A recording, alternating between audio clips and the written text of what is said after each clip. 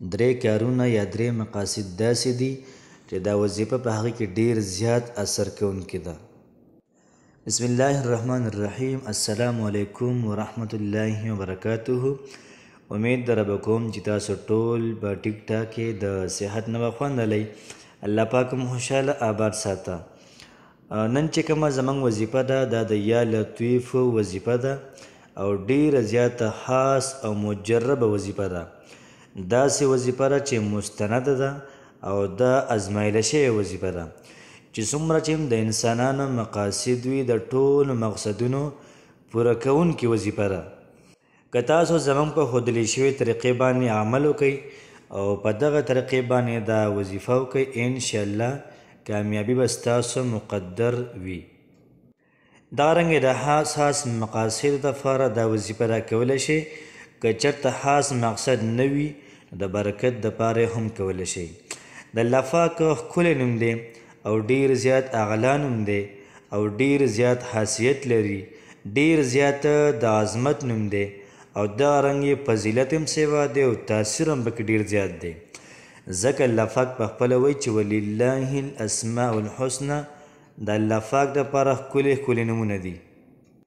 ولله الاسماء الحسنه فادعوه بها د الله پاک دپاره ښکلي نومونه دي. الله پاک په دې نومونو باندې دا رابلی. نو د یا لطیف مطلب دا دی چې ای د نرمۍ والا، ای د شفقت والا، ای د کرم والا، ای د احسان والا. نو چې کوم سړی دا وظیفه کوي نو الله پاک به خصوصي په ده باندې خپل کرم کوي، په ده باندې به خپل شفقت کوي، په ده باندې به احسان کوي او دغه رنګې رحم په الله پاک کوي او د نرمۍ معامله به ورسره الله پاک کوي. د ټولو نه اول د دې وظیفې چې کومه طریقه ده نو دا وظیفه به موږ په اوبو باندې کوو. د هغې ترتیب زه تاسو ته وایم. بیا د هغې نه بعد چې کوم غټ درې مقاصد دي د هغې لپاره دا وظیفه دا کولی شي. چې زموږ کوم مقصد وي دا مقصد به موږ په ذهن کې ونیسو. بیا به د هغې نه بعد د الله پاک نه دعا وکړو او دا وظیفه به وکړو. انشاءالله العزیز د دې په برکت باندې به الله پاک زموږ او ستاسو ټول کارونه دا به پوره کړي. د وظیفې ترتیب دا دی چې لومبیا به یو ګیلاس اوبه دا به راوالي. کله دې اوبه راواغستلې او دا ګیلاس به ډک راوالي او بیا به د هغې نه بعد ترتیب به دا وي چې د سهار لمانځه نه بعد دا وظیفه کولی شي. دغه رنګ یې د ماسخوتن د لمانځه نه بعد دا وظیفه کولی شي. شرط به پکې دا وي چې ستاسو چارندام دا وي. چې کله موږ د سهار نه بعد یا وظیفه کوو یا د ماسخوتن د لمانځه نه بعد وظیفه کوو نو د اودس په حالت کې به کینو. یو پیره به درود ابراهیمي ووایو کوم چې د لمانځه درود شریف دی. بیا به د هغې نه بعد 101 پیرې بسم الله الرحمن الرحیم 101 ویل کېږي 101. بیا به د هغې نه بعد یا لطیفو دا 100 پیرې ووایو او بیا به د هغې نه بعد درود شریف ووایو او په ذهن کې به دغه مقصد دا مونږ ونیسو. انشاءالله العزیز یو سړی که بیمار وي په بیمار باندې مونږ دا وردم کو نو انشاءالله هغه به ټیک شوي. نو موږ چې څومره دا وظیفه کړي په هغې باندې موږ اوبه دم کو که دا اوبه موږ په خپله باندې وڅکلې زموږ ټولې مسلې به حل شي.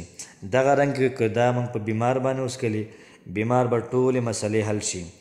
که یو سړی غریب دی د غریبۍ دپاره دا وظیفه وکړله انشاءالله الله پاک به وله غریبي ختمه کړي. یو سړي د ملازمت دپاره دا وظیفه وکړله انشاءالله الله پاک به له ښکلې نوکري ورکړي. یو سړي که د رزق دپاره دا وظیفه وکړله الله پاک به له ښایسته مزیدار هغه دا رزق ورکړي. او که یو سړي دا وظیفه د برکت دپاره وکړله چې زما مال حال کې برکت پیدا شي الله پاک به پکې برکت پیدا کړي انشاءالله.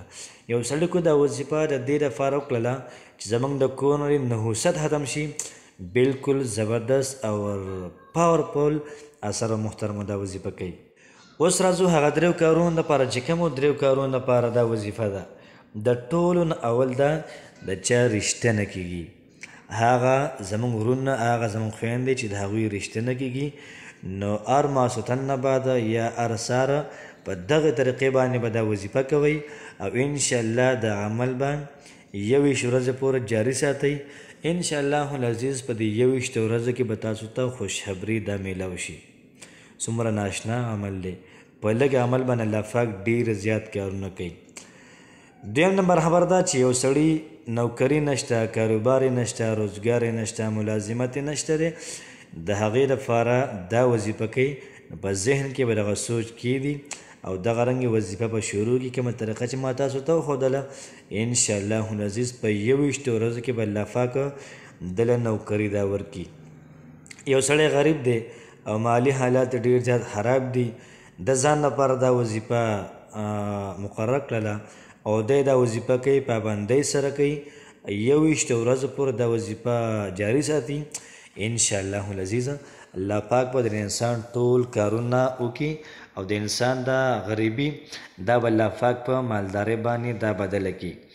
نو نن چې کومه زموږ وظیفه وه دا ډېره زیاته زبردسته وظیفه ده، مستنده وظیفه ده، مجرب وظیفه ده او دا محترمو د هر قسمه مقصد دپاره دا تاسو کولی شئ او دغه رنګې خاص کر د رشتې دپاره، د واده دپاره، دغه رنګې ملازمت دپاره، د یو سړی بیمار دی د هغې دپاره څوک وي، یا تاسو پخپله بیماران یئ، یا یو سړی غریب دی د غریبۍ د ختمولو دپاره انشاءالله العزیز ډېره زیاته پاورفل او ډېره زیاته مجربه وظیفه ده.